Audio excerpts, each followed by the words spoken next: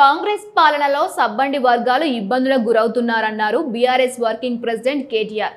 కేసీఆర్ పాలనలో అన్ని వర్గాలు సంక్షేమానికి అనేక పథకాలను అమలు చేశామని గుర్తు చేశారు. రాజన్న సిరిసిల్ల జిల్లాలో కేటీఆర్ పర్యటించారు. తెలంగాణ భవన్లో నిర్వహించిన కార్యక్రమానికి కేటీఆర్ ముఖ్య అతిథిగా హాజరు కాగా బీజేపీ కౌన్సిలర్ బొలగం వైష్ణవి నాగరాజు పలువురు కార్యకర్తలు కేటీఆర్ సమక్షంలో గులాబీ తీర్థం పుచ్చుకున్నారు.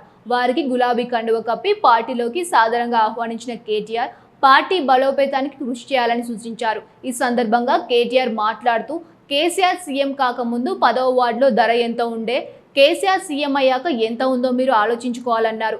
కాంగ్రెస్ వచ్చాక భూముల ధరలు ఎంత ఉన్నాయో మీరు చూస్తున్నారన్నారు. కాంగ్రెస్ బోగస్ హామీలతో అధికారంలోకి వచ్చి హామీలను అమలు చేయలేదన్న కేటీఆర్ 3 నెలల్లో అమలు చేస్తామన్న హామీలు 30 నెలలు అవుతున్నా అమలుకు నోచుకోలేదన్నారు. కాళేశ్వరం ప్రాజెక్టుతో మిడ్ మానే రిజర్వాయర్ మల్కపేట రిజర్వాయర్లో నీరు తెచ్చి ఇక్కడ భూగర్భ జలాలను పెంచిన ఘనత కేసీఆర్దని, కేసీఆర్ పాలనలో అన్ని పథకాలు సక్రమంగా అమలు చేశామన్నారు.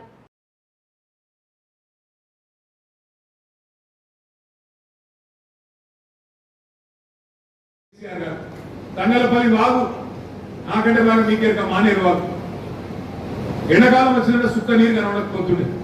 కేసీఆర్ గారు వచ్చినాక కాళేశ్వరం ప్రాజెక్టు కడితే బ్రహ్మాండంగా 24 గంటలు నీళ్లు ఉండే విధంగా ఆడిపోతే బ్రిడ్జ్ కాడిపోతే గుట్ట మీద పోతే అది కింద ఉన్న సముద్రమా వాగా అన్నట్టు మిడుమానే రిజర్వాయర్ అవతల పక్కకు మల్కపేట రిజర్వాయర్ కట్టి మొత్తం భూగర్భ జలాలు పెంచి ఈ ప్రాంతం మొత్తం సస్యశ్యామలమయ్యే విధంగా పుట్లకు పుట్లు వడ్లు వండేటట్టు బ్రహ్మాండంగా రైతులు సంతోషంగా ఉండేటట్టు మంచినీళ్ళకు కూడా కోసలేకుండా చేసిండు కేసీఆర్ గారు.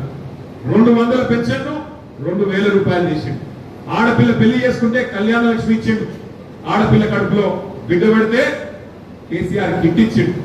అంగన్వాడికి పోతే పాలు గుడ్డుతోని ఆరోగ్య లక్ష్మి అనే కార్యక్రమం పెట్టిండు. చచ్చిపోతే కూడా అక్కడ ఇంటికాడ ఫ్రీగా ఆ శివం దించిపోయేందుకు బండ్లు పెట్టిండు.